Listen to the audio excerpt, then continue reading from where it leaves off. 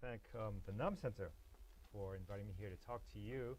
And it's great to come here and talk to you. I know the topic today is the Korean diaspora, and it seems like it's a very specific topic to many things, especially the history of the United States and how, you know, almost everybody comes from another place and they have some cultural or national linkages to other countries, other cultures, and just looking at that from a different perspective is what I find very interesting. As was introduced, I'm a professor here at the Penny Stamp School of Art and Design. I'm the former director of the Nam Center for Korean Studies, so my work really goes together. And I am really interested in these ideas of homeland, of movements of people, multiple national and cultural identities. And I want to talk about this very tragic, intense episode in world history. It's in 1937, but where Koreans were deported from Far East Soviet Russia to Kazakhstan in Central Asia. I want to talk first about a little bit about the diaspora of Korea, and about Koreans that travel. A lot of times scholars are really changing the idea that there's always been this idea that Korea is the hermit kingdom and has been sort of locked down and people were not moving about. But in actuality, Koreans were moving about quite a bit. And this is the Gangin-do map from 1398. And it's considered to be the first map of the world. And you can see here is Korea up here. Of course, Korea is very big because it's made by Koreans. And this is what they thought was China and India. And this is what they thought was Africa and Europe up here. It's a fascinating map, piece done in the early Joseon dynasty, so it'll be 1390s, right after the establishment of the Joseon dynasty. And it was put together by the court. They sent around people and they got different ideas about how the world looked. And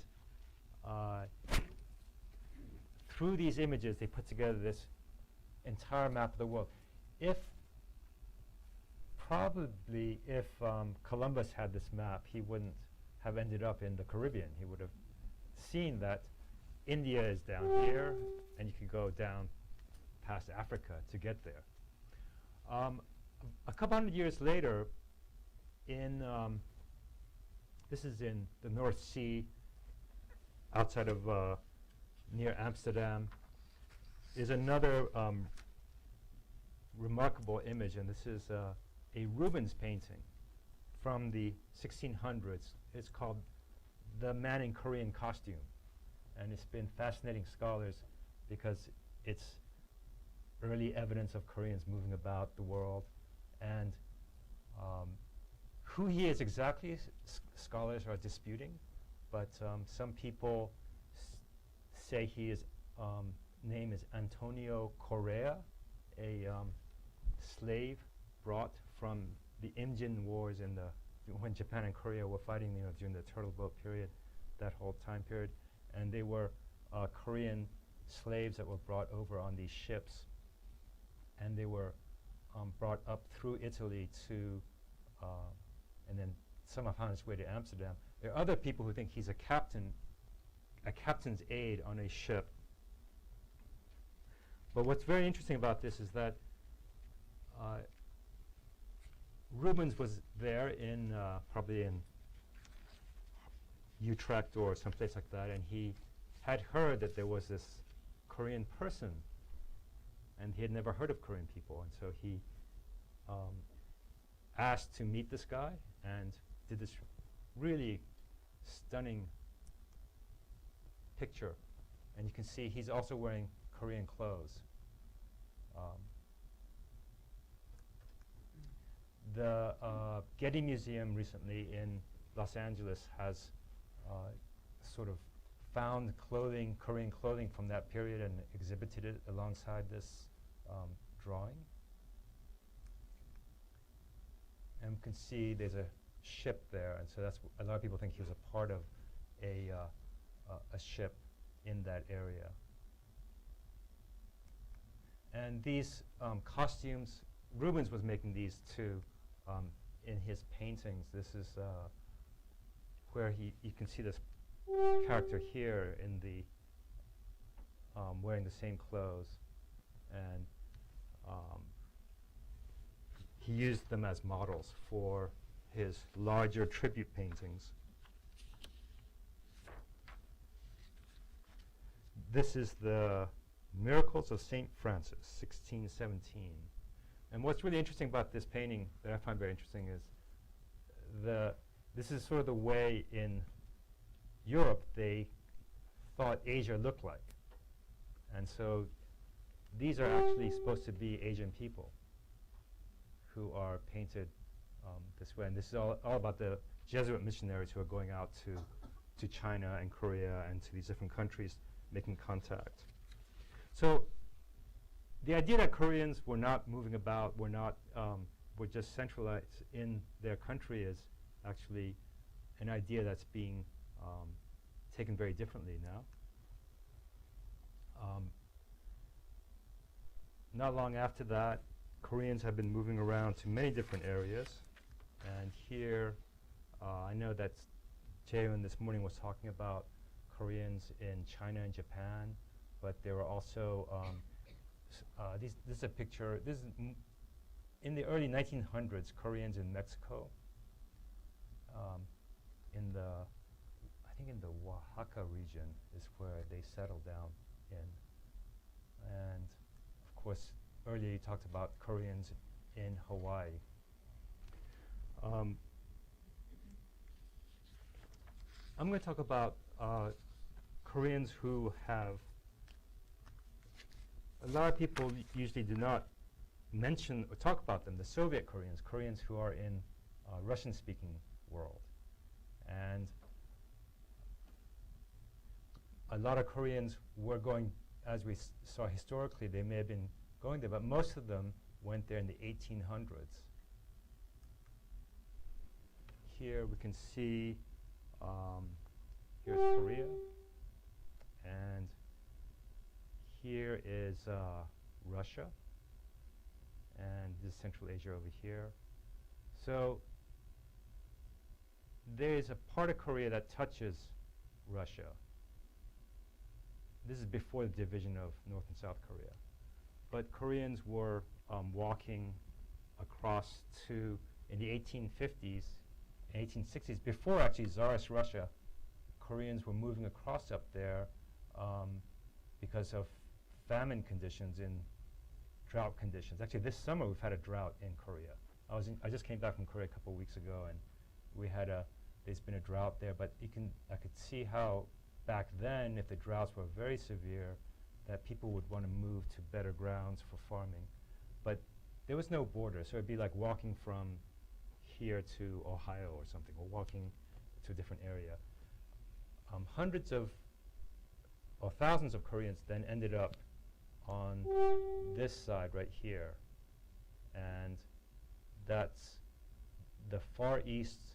As you know, Russia has 16 time zones.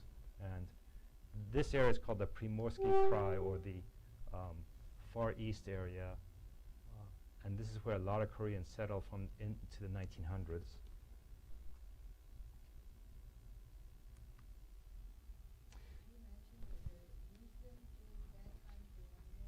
I'm sorry? You mentioned, I don't know if I heard it, you mentioned, you said 18th century. Was there a reason for that particular time the Korean went to Russia? Yes, it was because of poor farming conditions and poor economic. Well, it wasn't Russia at the time. It was just more land. It was just better farming conditions. But they knew they went into a different country, right? No. No? There was no border at the time. Oh. The border came afterwards. So now jumping ahead here to Kazakhstan, this is where they ended up, and it's it's a beautiful country. Those are the kind of the back of the Himalayas, the Tian Shan Mountains, and it's a very mountainous, and I can say it would be a lot like Wyoming or something. It would be like the Grand Tetons with desert country out in the front. There's a lot of steppe, a lot of sort of rolling grasslands. Gets very cold in the wintertime. It's a former Soviet country. And also it's a Muslim country. So people were traditionally from their faith, although the religion was it was a non-religious country for about 70 years. And there's a lot of very interesting cultural rituals that are sometimes found in Korea as well, like these kind of wishing trees where people tie things to trees. So there's some connections in terms of folk beliefs. It's a very diverse place. These are Uyghur musicians, Muslim Chinese and there's about 2 million exiled Uyghur people in Kazakhstan. It's one of the most diverse countries in Central Asia. And a very interesting place where as they're nation building, they're kind of rediscovering their own culture. So in this place is where the Koreans were taken to in 1937. I'm going to get to that story in just a second. My first contact there was through cultural exchange. I'm an artist, and I was invited there to work with Kazakh artists and musicians. I didn't know Korean people were there. And this is some of my artwork. So I do large drawings. I make films. There's another drawing of mine there.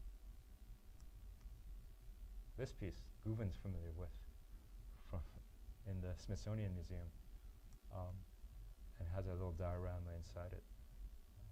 But I went to Kazakhstan first as an artist and worked with many Kazakh artists doing different projects.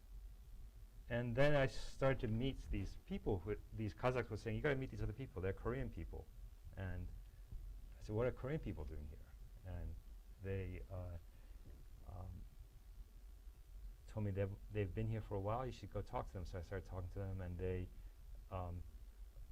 each one that I talked to, they would say that they came in 1937. I said, oh, you guys all came in 1937? That's really interesting. And I tried to find out what that was all about, and that became the idea for my film project. So I went back with a film crew, and I began interviewing these survivors of the deportation and the collective farms, and began sort of an oral history project.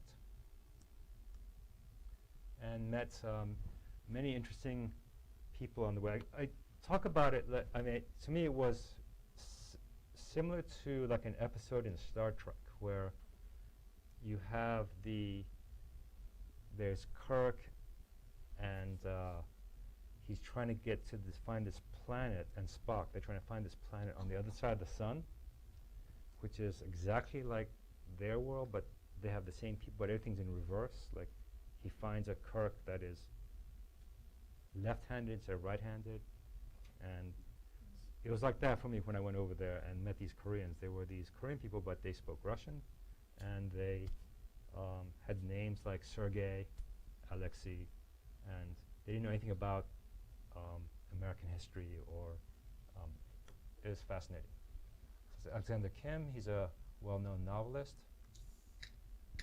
Olga Tsoi, she was a teacher. And there were a few, let's see, 1937, so these, when I was there first in 2008, 7, they were in their late 80s. Most of them have died, the ones who are actual survivors of the deportation. Yeah. Were they still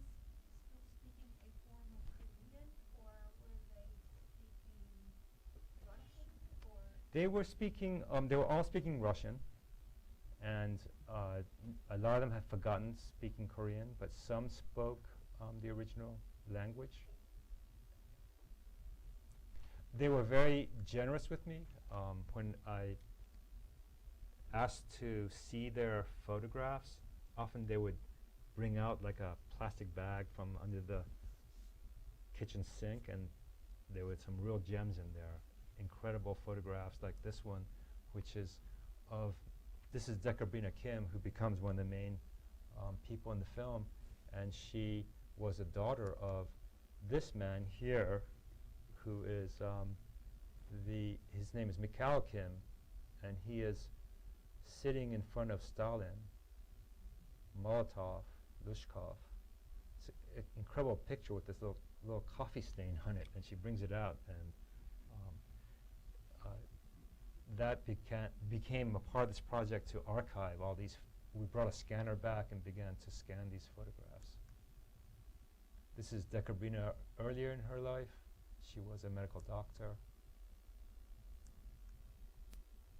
And also we did a lot of research looking for any photographs that existed of Koreans in Far East Russia, and these are from the Library of Congress, photographs of Koreans in that region before the deportation. So what happened is that these Koreans were in this Far East area, and then they built communities there, and the communities grew to about 200,000 people. You know, they had churches, homes, they had community centers in Vladivostok, that area. And what scholars now believe, and historians believe, to be the first ethnic cleansing in modern history, in 1937, Stalin, and it's because the Japanese, there was, at that time, Japan was invading Russia, the Soviet Union at the same time, at that time, you know, that's when the fall of Nanking and all that is going on. And so Japanese soldiers are kind of moving up there, and they are threatening the Soviet Union. So Stalin, he thinks that these Koreans are going to side with the Japanese. And so he sends out a decree saying every person of Korean origin will be taken and moved to Kazakhstan in Central Asia. I mean, he did this with all the Germans in the Volga area. We've heard about Crimea recently in the Ukraine, and he took all the Crimean people, Tatars, and moved them also to Kazakhstan. So every person down to last baby was taken by trains to Kazakhstan. Here's a great picture of a Korean and Russian couple.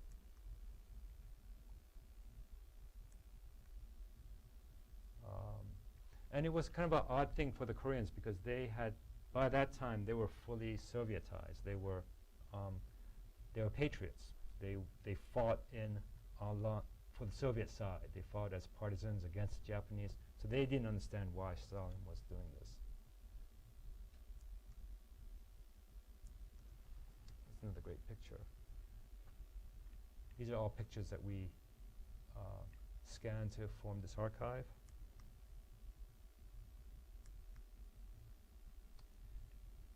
This is right before the deportation. They were taken.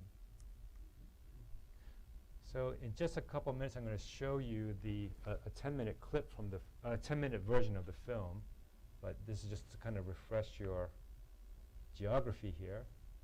So they're taken from this area, and this is about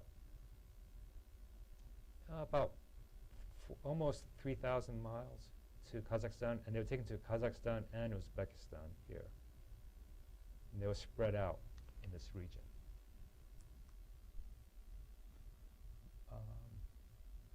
The film includes a lot of footage of the early Korean settlers. Not settlers, but they were forced into collective farming.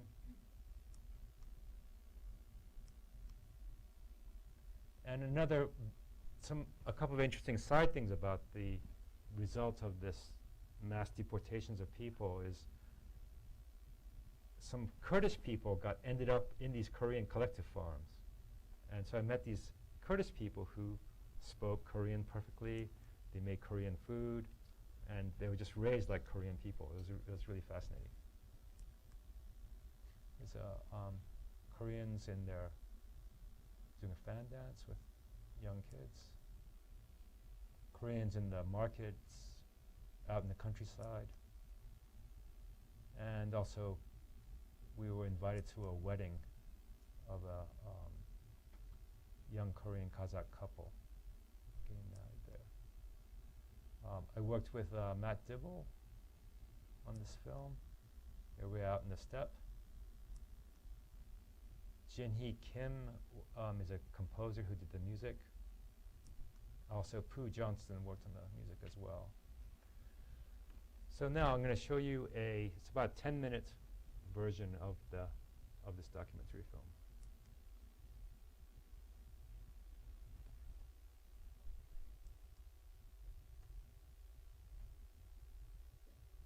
Oops, sorry.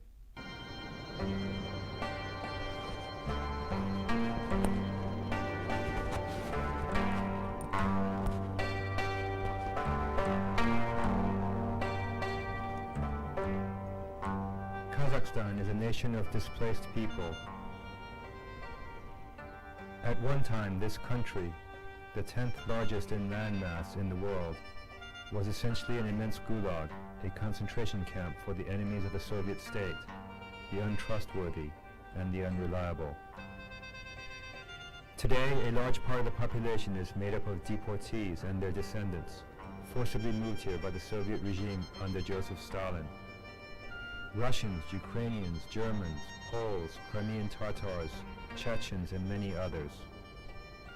Even the ethnic Kazakh population was displaced, forced into sedentary farming and into cities, abandoning a nomadic way of life unchanged for thousands of years. In 1937, Stalin implemented a plan to deport Koreans living in Far East Russia near the border of North Korea. A community of close to 180,000, these Koreans were suspected of collusion with the Japanese.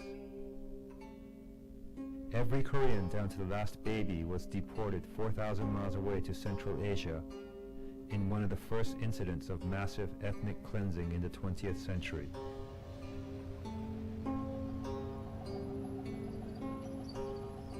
And then these trains started to bring these people and drop them there. Yeah. Thousands. Yeah. I first met Korean Kazakhs during a trip to Kazakhstan shortly after the country gained independence.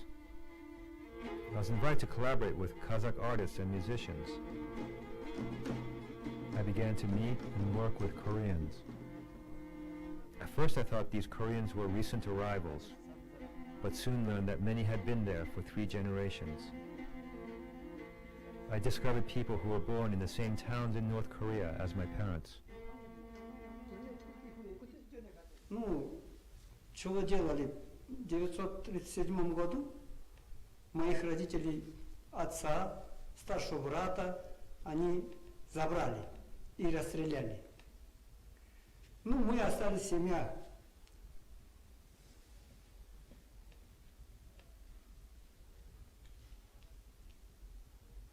Нас выгнали из дома. И дали срок 3 дня на улице жить. Нам ничего не давали. Имущество ничего не давало. У нас было кое-что много отцовое там и...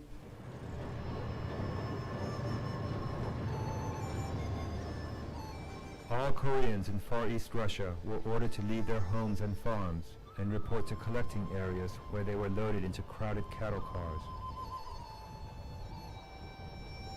Their destination unknown to them, they were unprepared for the month-long, 4,000-mile journey to Kazakhstan.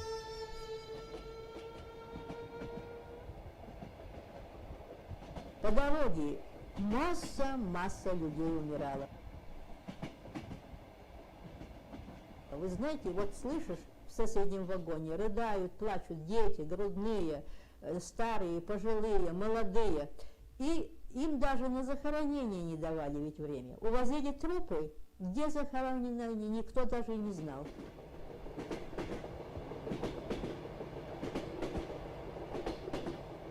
34,000 Koreans were brought here to Ushtobe, a small outpost in the vast steppe.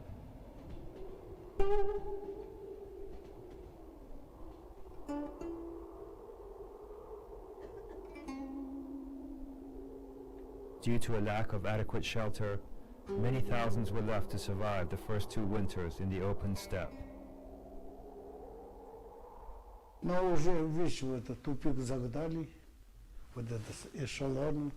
Но это уже ваш конец, но сами вынуждены высадить надо было. Выходили. Сами каждый выкопали землянку, там корейский ондо. Кругом топили из камыша, дерево, уголь, понятия не имели. 2-3 года жили, потом война начала, опять плохо было. Enduring brutal conditions in unfamiliar country, the Koreans struggled to establish collective farms. Designated enemies of the state, they had limited rights and were restricted to their farming villages. And yet the Koreans were also held up as model citizens and praised for their success as collective farmers, as in this Soviet film made in 1946.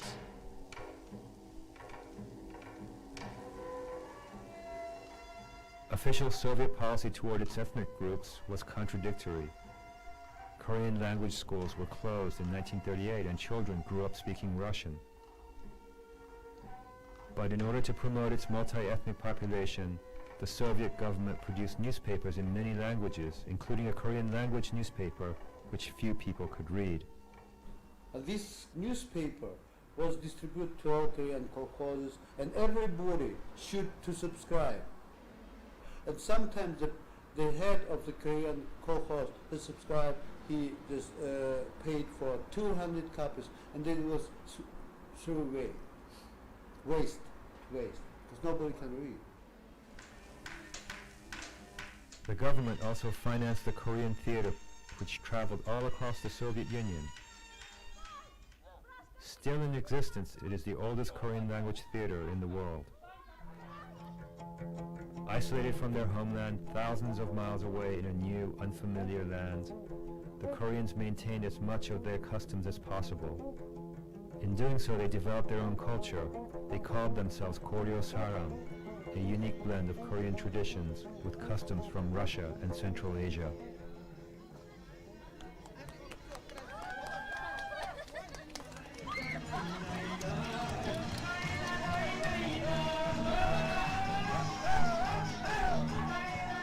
Это у нас есть свой какой-то вот это, свой дух такой, свой аура, да? Вот. Никак ни с кем не спутаешь. The few elders who speak Korean speak a dialect not heard since the 19th century.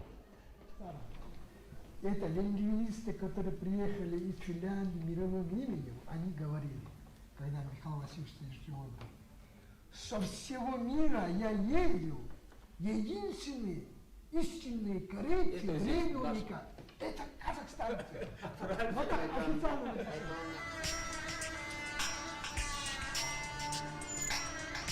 Kazakhstan is undergoing tremendous change as it modernizes. Its vast oil and mineral reserves are creating new wealth. Once there were a few Russian ladas, and today you see the streets jammed with cars from all over Europe and Asia. As Kazakhstan emerges from its Soviet history, its citizens face new questions of culture and identity. Ломать тот уклад жизни, который сложился за 70 лет, конечно, было очень трудно. Это очень болезненно проходило.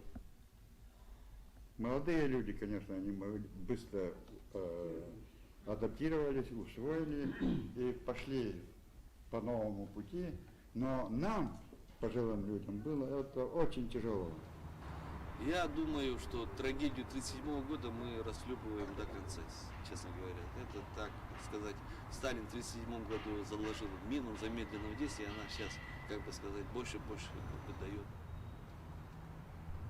Мы с какой-то завистью смотрим на корейцев в Корее, на казахов в Казахстане. У них есть своя родина. Когда у нас спрашивают, какой язык родной, Мы говорим русский. А когда спрашивают, какая родина ваша, мы несколько в затруднении. Однако же. Through interviews with 3 generations of Koryo Saram, our film will be the first American documentary to show the legacy of the mass deportations of people to Kazakhstan and the sweep of Soviet history through the eyes of deported Koreans.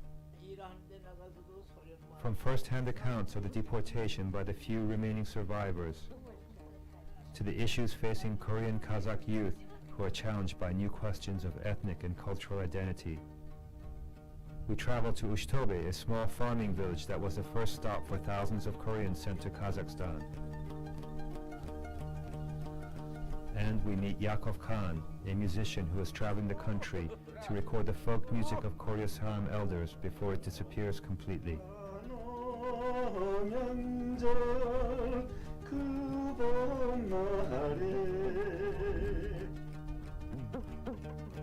This remarkable story of the Koreans of Kazakhstan sheds new light on the history of Central Asia, and their story resonates deeply with our world of immigrants and displaced people.